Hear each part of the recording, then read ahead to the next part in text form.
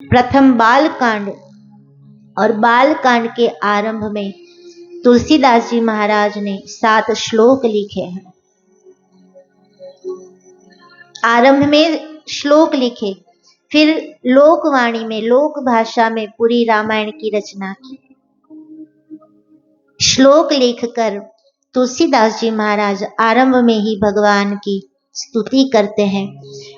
वो दिव्य तत्व जिनकी कृपा से वाणी मिलती है, विवेक की प्राप्ति होती है, ज्ञान की प्राप्ति होती है, जिनकी कृपा प्राप्त होती है, जिनकी करुणा प्राप्त होती है, उन दिव्य ऊर्जाओं का, दिव्य चेतनाओं का स्मरण कर तुलसीदास जी महाराज ने यहाँ वंदना की है।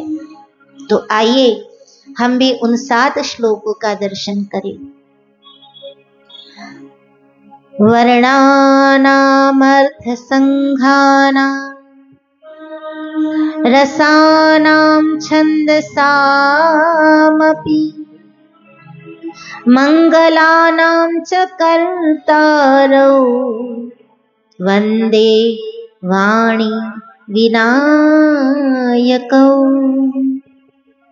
भवानी शंकरौ वन्दे श्रद्धा विश्वास रूपिणौ याभ्यां विना न पश्यन्ति सिद्धाः स्वान्तस्थमीश्वरम् वन्दे बोधमयं नित्यं गुरुं शङ्कररूपिणम्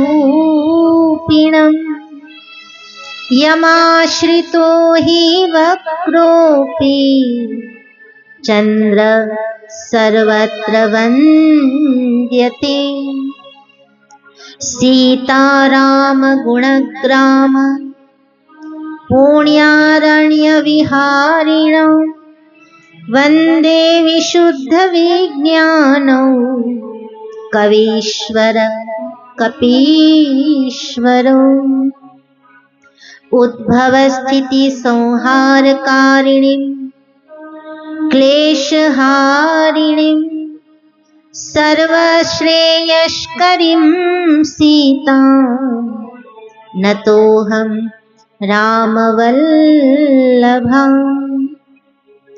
यन्मायावशवर्ति विश्वमखिलं ब्रह्मादिदेवासुरा यत्सत्त्वादमृषैव भाति सकलं रज्जो यथा हैर्भ्रमः यत्पादप्लवमेकमेव हि भवां बोधे स्थितिर्शताव्रतां वन्देऽहं तमशेषकारणपरं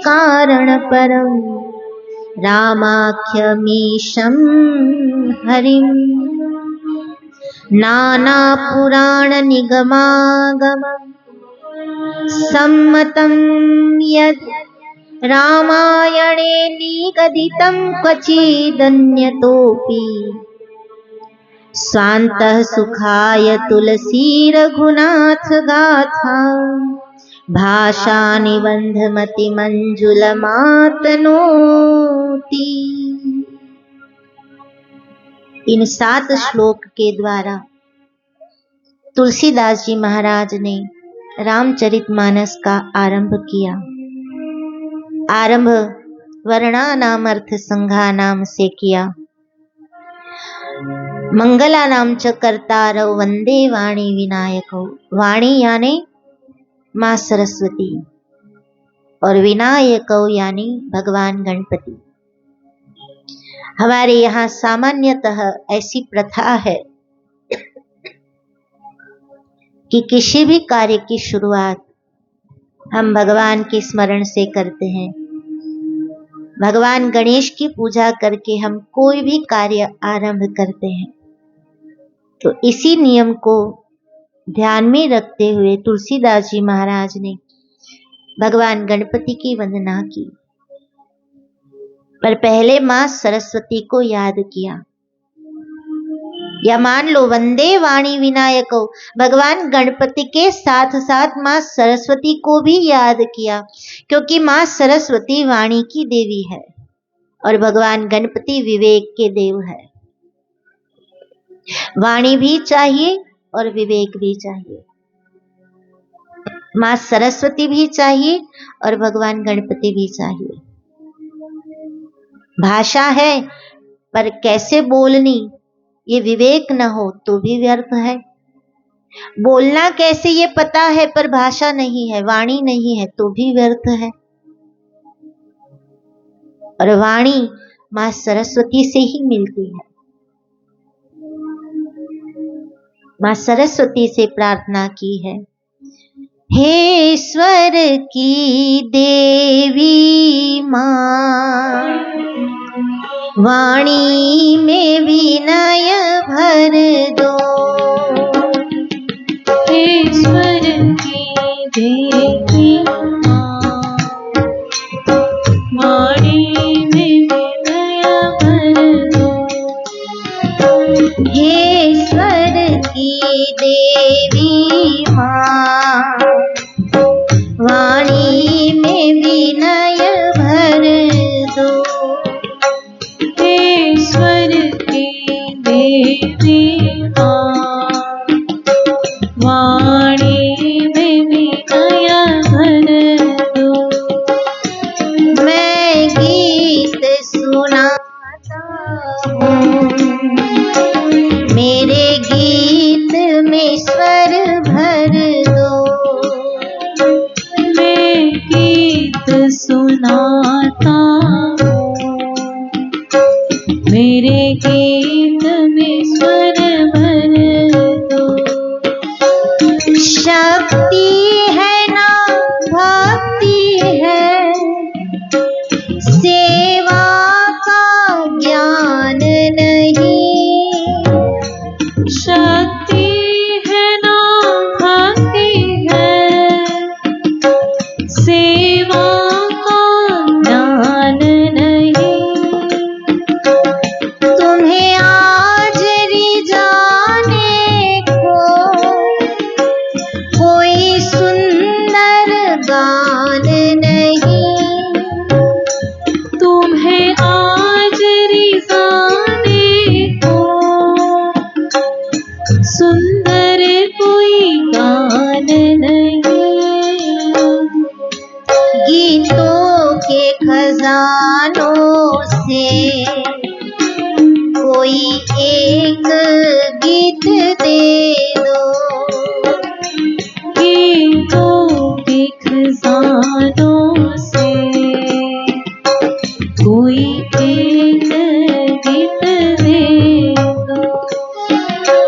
हे स्वर की देवी माँ, वाणी में विनय भर दो। हे स्वर की देवी माँ, वाणी में विनय भर दो। मैं गीत सुनाता हूँ, मेरे गीत में स्वर भर दो। मैं गीत सुनाता हूँ, मेरे गीत में स्वर भर दो। मेरे गीत में स्वर भर दो। मेरे गीत में स्वर भर दो। तो माँ सरस्वती से प्रार्थना कर तुलसीदास जी महाराज वाणी मांगते हैं, हे माँ मुझे ऐसी वाणी दो जिस वाणी की मधुरता से, जिसकी विनयता से मैं भगवान के गुणगान गाऊं। और भगवान गणपति से प्रार्थना की कि मेरी वाणी में विवेक दो। कभी कभार हमारा एक शब्द किसी का जीवन बना देता है और कभी कभार बोला हुआ एक शब्द किसी का जीवन बिगाड़ भी देता है।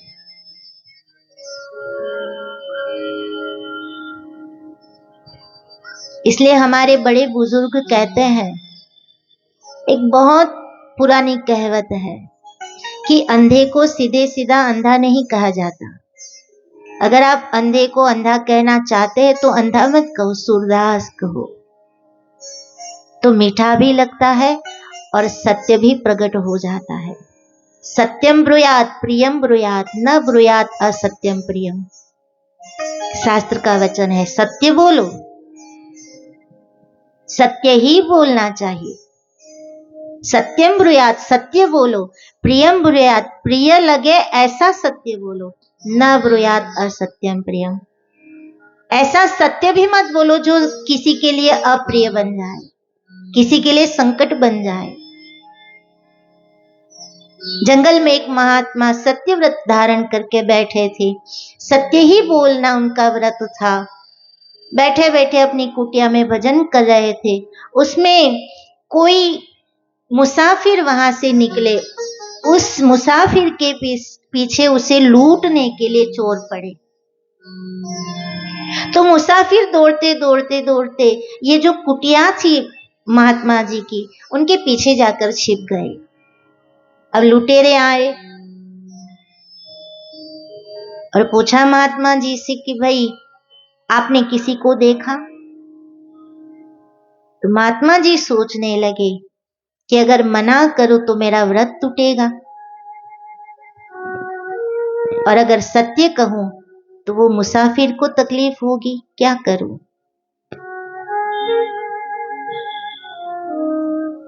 सोचते सोचते महात्मा जी ने उंगली दिखा दी, पीछे हैं। बोले नहीं, पीछे हैं। और जैसे ही इशारा किया पीछे है, लुटेरे पहुंच गए, मुसाफिरों को लूट लिया, मार दिया, और परिणाम ये आया कि उस महात्मा को नरकवास मिला। जब पूछा महात्मा जी ने कि ऐसा क्यों? मैंने तो अपने जीवन में सत्य व्रत का पालन किया। तब भगवान ने कहा, वो सत्य नरक के समान है जो किसी की जान ले। उस वक्त ये जरूरी था कि तुम झूठ बोलो। अगर तुम्हारे झूठ बोलने से किसी की जान बचती थी तो वो तुम्हारे लिए सत्य ही था। तो सत्यम ब्रूयात प्रियम ब्रूयात, न ब्रूयात असत्यम प्रियम, ऐसा सत्य कभी मत बोलो जो दूसरों के लिए संकट बन जाए।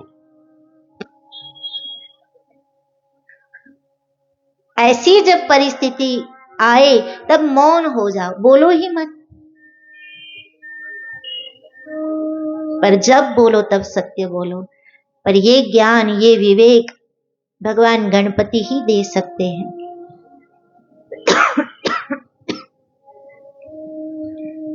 तो मां सरस्वती से प्रार्थना की, मां वाणी दो, और भगवान गणपति से प्रार्थना की कि आप मुझे विवेक दो। क्यों? क्योंकि मुझे राम कथा गानी है। काम कथा गानी होती तो सरल था, तो कोई भी गा सकता है। आज आप किसी को भी जाकर पूछो कथा, तो वो पहले से लेकर आखिर तक, अगर 4 बहनें मिलेगी और बैठेगी तो बातें शुरू होगी, कब रात खत्म हो जाए कब सुबह हो जाए पता ही नहीं चलता। क्योंकि कथा कहना तो हमारा काम ही है। काम कथा अगर कहनी होती तो तुलसीदास जी कहते हैं बहुत सरल है, पर मुझे राम कथा कहनी है, इसलिए वाणी भी चाहिए और विवेक भी चाहिए।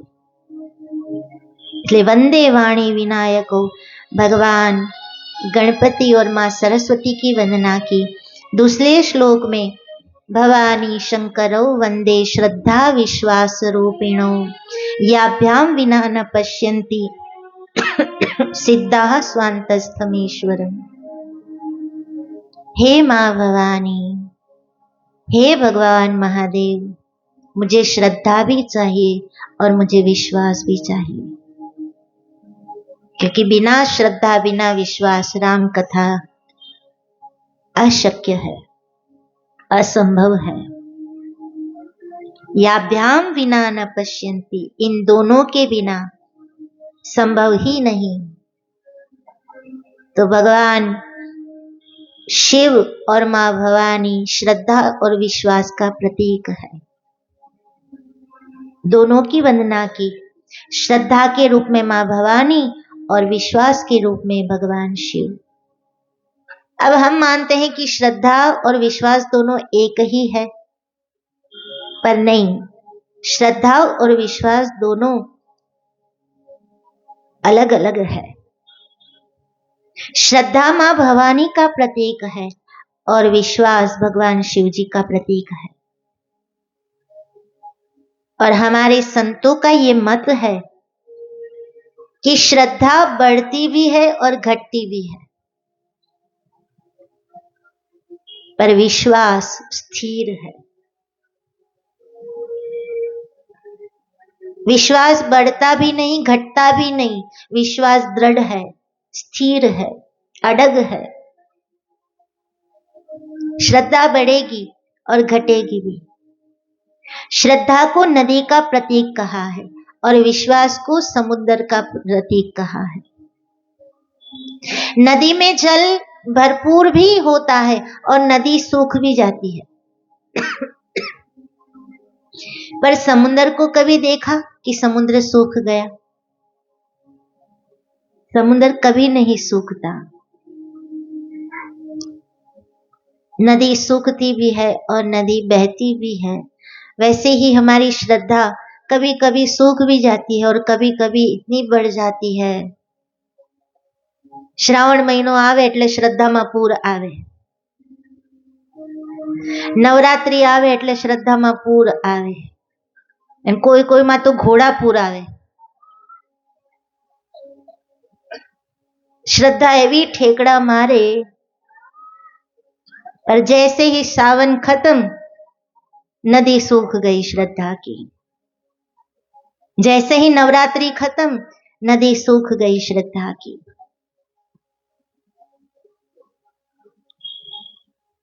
पर विश्वास अड़ग है, स्थिर है, वो बढ़ता भी नहीं और घटता भी नहीं। एक बार विश्वास आ गया, मीरा ने कह दिया कि हे राणा, जितने विष भेजने हैं उतने भेज, अब मैं डरती नहीं। क्योंकि विष का एक घूंट मीरा के गले में अंदर गया तो उसका विश्वास दृढ़ हो गया कि मुझे बचाने वाला मेरे साथ है, मुझे कौन मार सकता है। और वो विश्वास, वो दृढ़ता, वो मक्कमता, वो स्थिरता, वो बुलाती है मीराबाई से कि राणा जी ने केजो फरी जेर मोकल्यो। कही दो राणा जी ने जेटली वार देवू हो एटली वार झेर आपे। मीरा डरती नहीं। नरसिंह मेहताए राम માંડલી के જ્યારે જેલમાં પૂરી દીધા ત્યારે કહી દીધું કે હાર ने काजे नव मांगिए। प्रभु आप मुझे हार पहनाओ, इसलिए मैं आपको नहीं भज रहा, पर अगर हार पहनाने आप नहीं आए तो आपकी लाज जाएगी, मुझे कोई फर्क नहीं पड़ने वाला, पर अगर आप नहीं आए तो निंदा आपकी होगी और आपकी निंदा मेरी ही निंदा है। प्रभु जी तारा बानानी पतराख, बानाने माटे जो भीड़ पड़े तो कौन जपे तारा जाप। तो विश्वास दृढ़ है, वो कभी नहीं घटता। एक बार विश्वास जग गया, एक बार विश्वास आ गया, फिर ताकत नहीं किसी की कि उसे डिगा सके।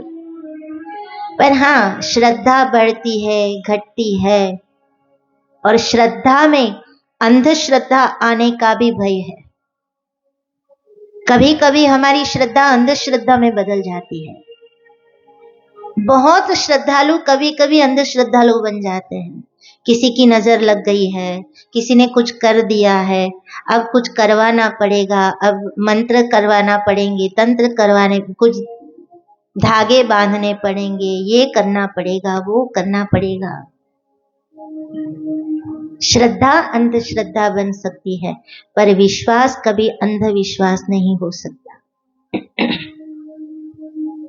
तो माँ भवानी के पास श्रद्धा और माँ भगवान महादेव के पास विश्वास प्रतीक है दोनों श्रद्धा और विश्वास की।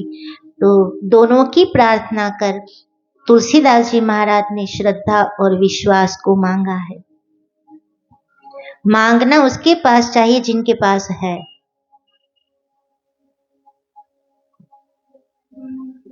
બધે માંગતા ન ફરાય। હાથ એની આગળ લાંબો કરવો कि જેની પાસે होए। हमारी आदत है जहां जाते वहां रोते हैं, जहां भी गए वहां रोते हैं। पर रोना तो एक भगवत शरण में रोना। जगत के अगर रोगे ना तो वो रोने लगेगा, आंसू पोंछेगा नहीं। कभी सुना कि किसी के अगर जाकर आप रोए और किसी ने अपना रुमाल लेकर आपके आंसू पोंछे? ये बहनें जाती हैं अपनी सहेली के पास, रोती आज तो बहुत तकलीफ है, तो वो सामने रोएगी, हाँ मुझे भी बहुत तकलीफ है। आ रड़े एना करता ओली डबल रड़े। बेन तारे तो आटलू ज छे, मारे तो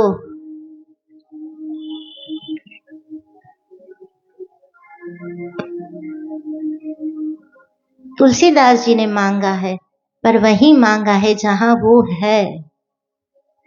तो भगवान महादेव और मां भवानी की स्तुति की। वंदे बोधमयम नित्यम गुरुम शंकर रूपिणम। परम गुरु तत्व जो शिव तत्व है, शिव तत्व की वंदना की, गुरु वंदना की। और गुरु वंदना करते करते तुलसीदास जी ये कहते हैं, यमाश्रितो ही वक्रोपि चंद्रः सर्वत्र वंद्यते। गुरु वो है जो खंडित को भी मंडित करते हैं, खंडित को धारण करके उसे पूजन योग्य बना देते हैं।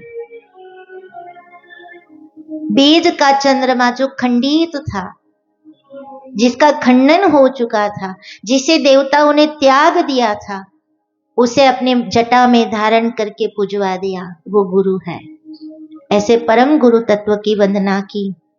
सीता राम गुणग्राम पुण्यारण्य विहारिणौ वंदे विशुद्ध विज्ञानौ कवीश्वर कपीश्वर। सीता राम जी के गुणगान जिसने गाए, ऐसे विशुद्ध विज्ञानी कवीश्वर यानी भगवान वाल्मीकि और कपीश्वर यानी भगवान हनुमान जी। वाल्मीकि महाराज ने भी राम कथा गाई है संस्कृत में, और कपीश्वर यानी हनुमान जी ने भी राम कथा गाई है। तो ऐसे राम कथा के आदि श्रोता, आदि वक्ता वाल्मीकि जी और परम श्रोता हनुमान जी, दोनों की वंदना की है। और विशुद्ध विज्ञानी कहा, हनुमान जी वक्ता भी है और श्रोता भी है। वक्ता कब बने? जब रावण की लंका में अशोक वाटिका में मां सीता के पास गए राम जी का संदेश लेकर, तब वक्ता बनकर राम कथा सुनाई। और श्रोता कब बनते हैं? तो कहा जब जब जहां जहां राम कथा होती है, वहां किसी न किसी रूप में भगवान हनुमान जी आकर बैठते हैं कथा सुनने। युग कोई भी हो, क्योंकि हनुमान जी तो चिरंजीवी है। अश्वत्थामा बलिर्व्यासो हनुमाश्च विभीषणः सप्तैता चिरजीविनः कृपः परशुरामश्च सप्तैता चिरजीविनः। ये 7 जो है वो चिरंजीवी है, वो कभी मरते नहीं। तो हनुमान जी चिरंजीवी है। सतयुग में, त्रेता में, द्वापर में, कलयुग में, चारों युग में हनुमान जी है। और जहां जहां जिस युग में राम कथा हुई है, वहां किसी न किसी रूप में हनुमान जी कथा सुनने आते हैं। आइए हनुमंत विराजिए, इतना कहो कि वो आकर बैठ जाते हैं। फिर देखते नहीं आसन बिछाया है, सिंहासन है कि नहीं, गद्दा बिछाया है कि नहीं। हम तो ढूंढते हैं कहाँ गद्दा है, कहाँ कुर्सी है, कहाँ सोफा है। हनुमान जी ढूंढते नहीं है।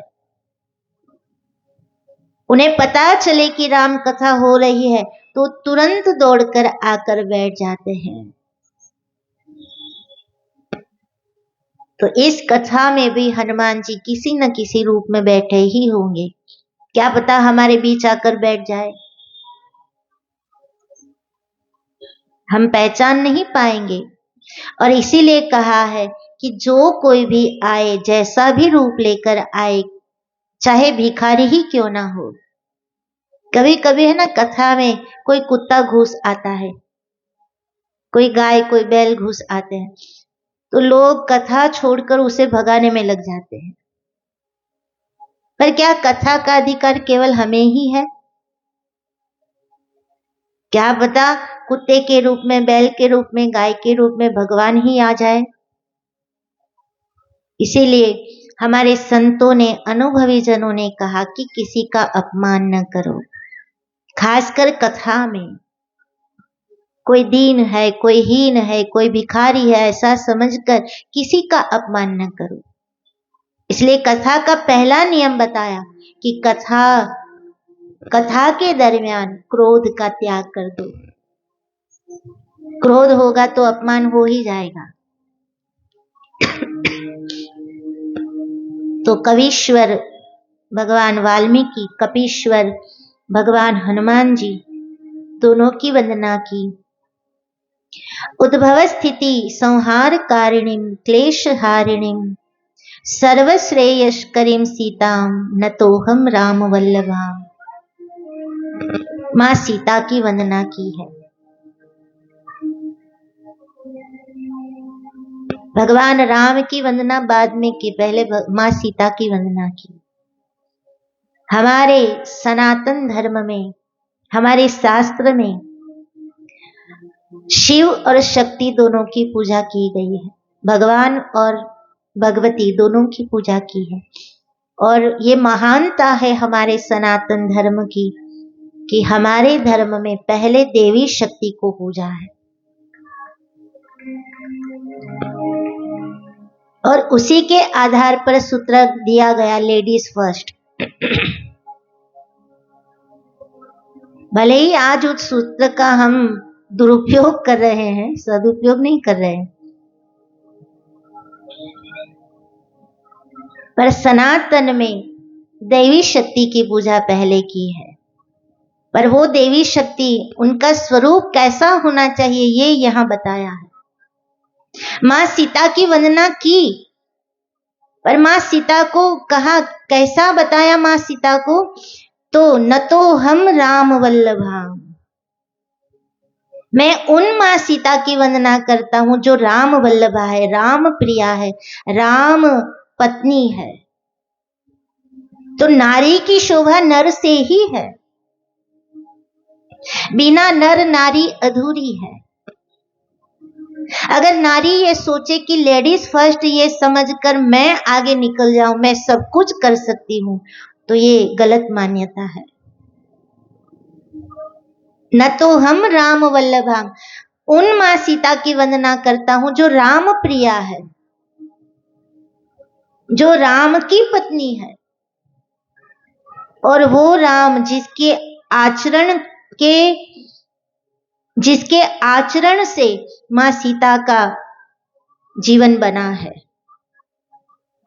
उद्भव स्थिति संहार कारिणी, जो सीता, जो शक्ति उद्भव, स्थिति और संहार की कारण रूप है, जो सृष्टि का सर्जन भी करती है, पालन भी करती है, संहार भी करती है।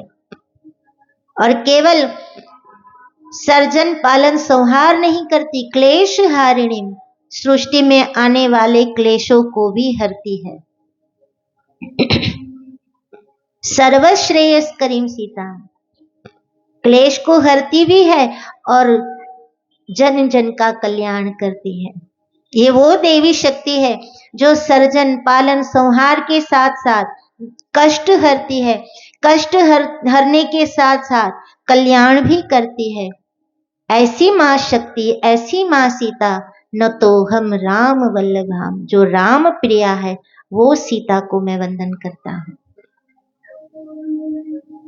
जो राम का अनुसरण करे वो ही सीता पूजने योग्य है। ये बात आज की माताओं को ध्यान में रखने जैसी है। कि वो ही नारी पूजने योग्य है जो नर के पद पद पर चले, जिनका आचरण पतिव्रता नारी जैसा हो, वो नारी पूजने योग्य है। और ऐसी नारी जहां पर है, यत्र नार्यस्तु पूज्यन्ते रमन्ते तत्र देवताः, वहां सभी देवी देवता आकर निवास करते हैं, जहां एक पतिव्रता नारी का सम्मान होता है। और वो नारी जो मां बने, वो नारी जो एक पतिव्रता नारी बने, वहां उस नारी का वर्णन नहीं किया जो मैडम बनकर घूमती है। उस नारी का वर्णन किया है जो संस्कृति की धरोहर है, जो धर्म की धुरा को संभाले चलती है,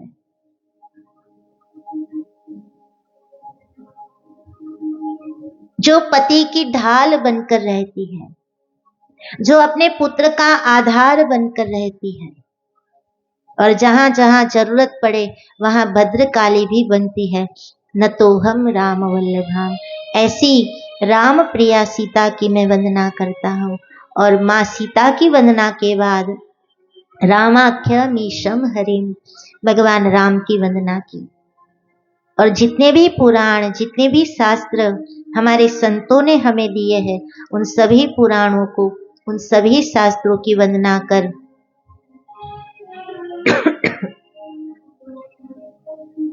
तुलसीदास जी महाराज ने राम कथा लिखना आरंभ किया। और राम कथा लिखते लिखते 7 श्लोक के बाद सोरठे लिखे, और उन सोरठों में तुलसीदास जी ने वंदना की है। जेहि सुमिरत सिद्धि होई, गणनायक कविवर वदन, करहु अनुग्रह सोई, बुद्धि राशि शुभ गुण सदन, मुख हो ही वाचाल, पंगुं चढ़ई गिरिवर गहन, जासु कृपा सो दयाल, द्रवौ सकल कलिमल दहन, नील सरोरुह श्याम, तरुण अरुण बारिज नयन, करऊ सो मम उरधाम, सदा क्षीर सागर शयन, कुंद इंदु समदेह, उमा रमन करुणा अयन, जाहि दीन परनेह, करऊ कृपा मर्दन मयन, बंदऊ गुरुपद कंज, कृपा सिंधु नर रूप हरि, महामोह तम पुंज, जासु बचन रवि कर निकर। जिनकी कृपा से जो मुख है वो वाचाल बनता है, जिनकी कृपा से जिनके पैर नहीं वो पर्वत चढ़ता है, ऐसे जो कृपालु है, जो दयालु है, ऐसे परमात्मा की वंदना कर प्रार्थना की कलिमल दहन, जो कलयुग के पापों का दहन करते हैं, ऐसे हे परमात्मा मेरी बुद्धि को शुद्ध करो, मेरी वाणी को पवित्र करो, मेरे ज्ञान को विवेक प्रदान करो, कि जिससे मैं आपके गुणगान गाऊं। भगवान शिव जी की वंदना की, भगवान नारायण की वंदना की, फिर से एक बार भगवान गणपति की वंदना की, परम गुरु तत्व की वंदना की है। राम कथा का आरंभ गुरु तत्व की वंदना से किया है तुलसीदास जी महाराज ने। बंदव गुरु पद कंज, कृपा सिंधु नर रूप हरि, महामोह तम पुंज, जासु वचन रवि कर निकर। कृपा सिंधु नर रूप हरि, गुरुदेव का शरीर भले ही नर रूप में हो, पर इनकी कृपा हरि के समान है। गुरु चाहे किसी भी रूप में हो, कोई सामान्य पुरुष की भांति हो, पर गुरु की कृपा स्वयं नारायण की कृपा के भांति होती है। और नारायण का एक नाम है विष्णु, और विष्णु का अर्थ है व्यापक। तो गुरु वो तत्व है जो व्यापक है। उनकी कृपा सीमित नहीं होती, वो व्यापक होती है। और गुरु की कृपा कभी पक्षपात भी नहीं करती। कोई कहे कि गुरु को ये शिष्य बहुत प्रिय है, ये नहीं है, इसके ऊपर बहुत बड़ी कृपा है, इसके ऊपर नहीं है, ऐसा नहीं है। गुरु कभी पक्षपात नहीं करते। वो जब भी देते हैं समान भाव से सबको एक जैसा ही देते हैं। वो चाहे नर रूप में हो, पर स्वयं नारायण ही है और व्यापक है। गुरु को शरीर मानना ये हमारी बहुत बड़ी भूल है। गुरु कोई शरीर है ही नहीं। गुरु एक ऐसा तत्व है कि जो हर जगह है, हर क्षण है, हर पल है, और अपने आश्रित का हर समय हर घड़ी वो ध्यान रखते हैं। एक संत ने गुरु को कछुए की उपमा दी है। कछुआ है ना, कछुआ जब अंडे देता है, कछुई जब अंडे देती है, तो ऐसा कहा जाता है कि वो समुंदर के किनारे रेत में गड्ढा करके अंडे देती है। फिर उस अंडे को वहीं छोड़कर कछुई समुंदर में चली जाती है, और दूर दूर तक समुंदर में वो विहार करती है। अपना जो रोजिंदा कार्य है वो कछुई करती है, पर उनकी सूरता, कछुई की सूरता अपने अंडों में रहती है। अंडे देकर कछुई कभी अंडों के ऊपर बैठती नहीं। अंडे देकर तुरंत वो समुद्र में चली जाती है, और वहीं समुद्र में जहां वो रहती है, वहीं से अपनी सूरता से वो अपने अंडे का सेवन करती है। और जब समय आता है, कवच तोड़कर कछुई के बच्चे बाहर आते हैं। जब कवच टूटता है, तब कछुई पहुंच जाती है उस अंडों के पास। और विचित्र बात तो ये है कि इतने दूर जाने पर, इतने समय तक दूर रहने पर, जब कछुई वापस आती है, वो तो पहचानती है कि ये मेरे अंडे हैं, पर कवच को तोड़कर जब बच्चे बाहर आते हैं, तो बच्चे भी पहचान जाते हैं कि ये ही मेरी माँ है।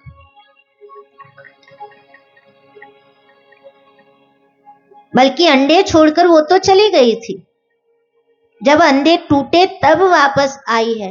फिर भी बच्चे पहचान जाते हैं कि ये मेरी माँ है। तो यहाँ पे संत ये कहते हैं, अनुभवी ये कहते हैं कि हमारे गुरु की यही दशा होती है। हम जहां कहीं भी हो, गुरु के पास हो चाहे दूर हो, पर हम जहां कहीं भी हो, गुरु की सूरता हमारे साथ रहती है। वो अपनी सूरता से हमारा सेवन करते हैं, हमारा कल्याण करते हैं, और तब तक हमारे लिए वो भजन करते हैं कि माया का कवच, अंडा यानी कवच, संसार की माया का कवच जो आवरण बनकर हमारे ऊपर बैठा है, उस कवच को तोड़कर जब तक हम ईश्वर को पहचान न जाए, तब तक वो हमारे लिए भजन करते हैं। वो गुरु है। इसलिए यहाँ तुलसीदास जी महाराज कहते हैं, बंदऊ गुरु पद कंज, कृपा सिंधु नर रूप हरि, महामोह तम पुंज। वो हरि है, नर रूप हरि। अब नर रूप हरि यानी कौन अवतार? नृसिंह अवतार। नृसिंह अवतार में भगवान नर भी थे और पशु भी थे, और उस अवतार में भगवान ने जैसे हिरण्यकशिपु का पेट फाड़ दिया था, वैसे नर रूप हरि यानी नरसिंह रूप बनकर मेरे गुरु ने मेरी माया रूपी कवच को फाड़ दिया है। महामोहतम पुंज, माया को, मोह को ऐसे फाड़ दिया जैसे हिरण्यकशिपु को मारने के लिए भगवान नरसिंह ने पेट फाड़ा था और हिरण्यकशिपु की गति हुई थी। वैसे सदगुरु की कृपा से मेरी गति हुई है कि आज मैं राम कथा लिखने की शुरुआत कर रहा हूं। ये कृपा है मेरे गुरु की। तो अपने गुरु तत्व को याद कर, अपने गुरु तत्व की वंदना कर, तुलसीदास जी महाराज ने राम कथा लिखने का आरंभ किया है। और प्रथम चौपाई तुलसीदास जी महाराज ने लिखी है गुरु वंदना करते हुए। बंदउ गुरु पद पदुम परागा, बंदउ गुरु पद पदुम परागा, सुरुचि सुवास सरस अनुरागा, सुरुचि सुवास सरस अनुरागा, श्री गुरु पद नख मणिगण ज्योति, श्री गुरु पद नख मणिगण ज्योति, सुमिरत दिव्य दृष्टि हिय होती, सुमिरत दिव्य दृष्टि हिय होती, अमीय मुरीमय चूरन चारु, अमीय मुरीमय चूरन चारु, समन सकल भवरुज परिवारु, समन सकल भवरुज परिवारु, बंदउ गुरु पद पदुम परागा, बंदउ गुरु पद पदुम परागा, सुरुचि सुवास सरस अनुरागा, सुरुचि सुवास सरस अनुरागा, सुरुचि सुवास सरस अनुरागा, सुरुचि सुवास सरस अनुरागा, बंदउ गुरु पद पदुम परागा।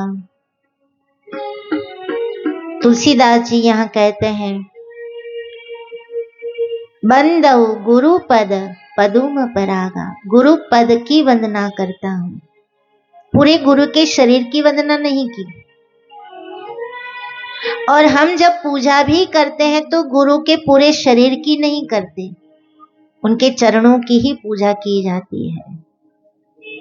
और आश्रित हो, साधक हो, शिष्य हो, वो गुरु चरण रज को लेकर अपने मस्तक पे चढ़ाता है। वैसे तो रज धूल, धूल यानी धूल तुच्छ है ना, पर जिस धूल पर गुरुदेव के चरण पड़ जाए वो धूल मस्तक पे चढ़ाने योग्य बन जाती है। चिता की भस्म वैसे तो अपवित्र मानी जाती है, पर वही भस्म जब शिव जी अपने शरीर पर लेपन करते हैं तो उसी भस्म का प्रसाद हम ग्रहण करते हैं। वैसे ही धूल तो एकदम तुच्छ है, पर अगर उस धूल को सदगुरु का स्पर्श हो जाए तो रज मस्तक पे चढ़ाने योग्य बन जाती है। गुरु के चरण की रज लेकर दो नैनों के बीच अंजन किया। बच्चा जब जन्म लेता है ना, तब माँ उसे नहलाती है, मालिश करती है, उसे कुछ न कुछ लगाती रहती है, पर आंखों में काजल जरूर लगाती है। अब तो ये कुछ नहीं रहा, पर पहले के समय में जितने बुजुर्ग बैठे उनको पता है। घर पे ही काजल बनाएंगे, गाय माता के घी से दिया जलाकर काजल बनाते हैं, उसमें गाय माता का घी मिलाते हैं, फिर उस काजल को आंख में लगाते हैं जब तक बच्चा बड़ा ना हो जाए। क्यों? क्योंकि गाय माता के घी से बने काजल से आंखों की रोशनी बढ़ती है। ये हमारे बुजुर्ग जानते थे। पर आजकल बुजुर्गों की कौन मानता है? आजकल के जमाने में तो जो डॉक्टर कहे वो ही सच। और डॉक्टर कहेगा कि काजल बाजल नहीं लगाओ, क्रीम लगाओ, पाउडर लगाओ, ये लगाओ, वो लगाओ। और पहले के जमाने में जब काजल लगता था तो पहले के बड़े बुजुर्गों को बहुत उम्र में चश्मे लगते थे। અને આજે 5-5 વર્ષે 7-7 વર્ષે ચશ્મા આવી જાય છે।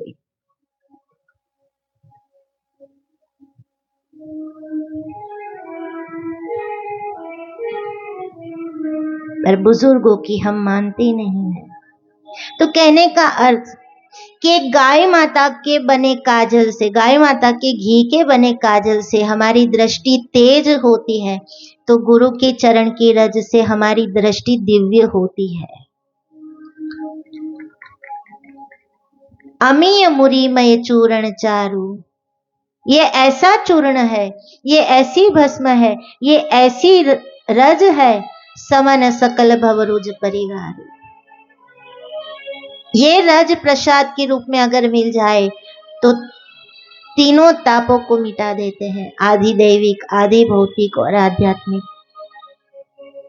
और एक सच्चे साधक के लिए सदगुरु ही उनका सर्वस्व है। बिना गुरु कृपा भवनिधि तरई न कोई, जो विरंची शंकर सम होई। तुलसीदास जी कहते हैं बिन गुरु कृपा भवनिधि यानी भवसागर तरना मुश्किल है। जो विरंची शंकर, कोई ब्रह्मा भी बन जाए, शिव भी बन जाए, पर बिन गुरु कृपा भवनिधि तरई न कोई। गुरु कृपा के बिना संभव नहीं। इसीलिए तो कहा गुरु बिन ज्ञान न उपजे, गुरु बिन मिटे न भेद, गुरु बिन संशय न मिटे, भले वाचो चारों वेद। पढ़ पढ़कर हम ज्ञानी जरूर बनेंगे, पर वो ज्ञान चरितार्थ तब ही होगा जब गुरु कृपा होगी। गुरु कृपा ही केवलम। तो तुलसीदास जी महाराज ने गुरु वंदना करके आरंभ किया है राम कथा का। तो आइए हम भी गुरु वंदना के साथ मानस की इस भागीरथी में स्नान करें।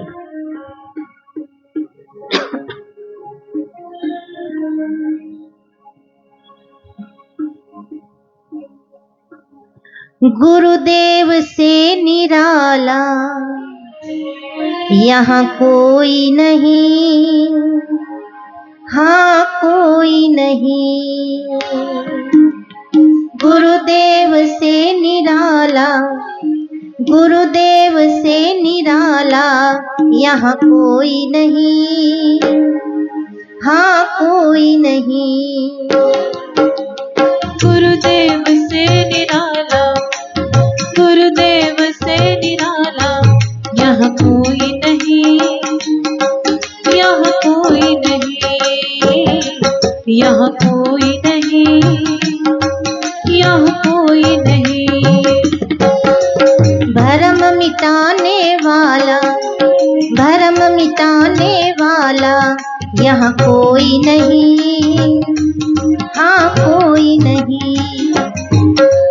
भरम मिटाने वाला, ये भरम मिटाने वाला यहाँ कोई नहीं, यहाँ कोई नहीं।